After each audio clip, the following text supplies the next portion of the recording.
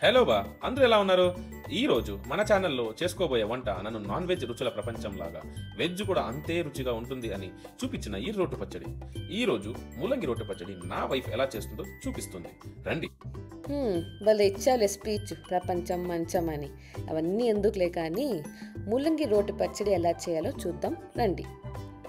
ముందుగా ఒక ప్యాన్లో 2 స్పూన్లు ఆయిల్ వేసుకొని అందులో 1 టీ స్పూన్ జీలకర్ర అండ్ 1 టీ స్పూన్ ధనియాలు వేసుకొని అందులోనే కొద్దిగా ఉద్దిపప్పు పచ్చనిపప్పు వేసుకొని వేయించండి.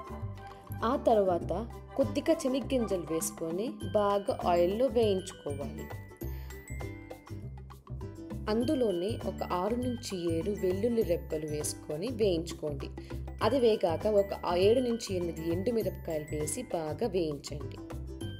ఇవన్నీ బాగా ఫ్రై అయ్యాక ప్యాన్ నుండి ఒక ప్లేట్లోకి మార్చుకోండి. ఇప్పుడు అదే ప్యాన్లో ముందుగా కట్ చేసి పెట్టిన ముల్లంగి ముక్కలు వేసి బాగా మెత్తగా అయ్యేలా ఫ్రై చేయండి. అందులోనే 2 ఉల్లిపాయలు కట్ చేసి వేసుకోండి.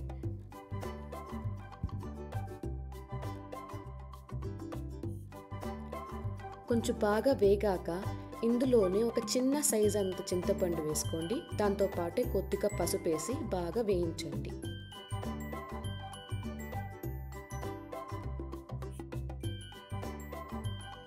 ముల్లంగి బాగా మెత్తబడ్డాక ఈ ఇంగ్రీడియంట్స్ని మొత్తం ప్యాన్ నుండి వేరే ప్లేట్కి మార్చుకోండి.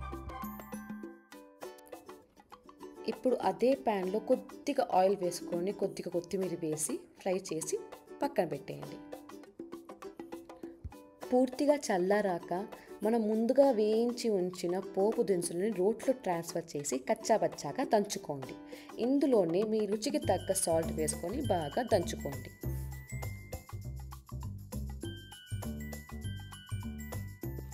ఇప్పుడు మన స్టార్ ఇంగ్రీడియంట్ అయిన ముల్లంగిని దాంతోపాటు ఉన్న కొత్తిమీరని రోట్లో వేసుకొని బాగా దంచుకోవాలి.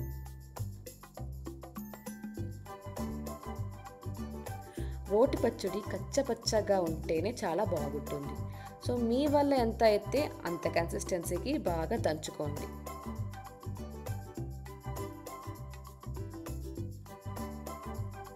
చూసావనని ఎంత సింపుల్గా అయిపోయింది మన రోటి పచ్చడి.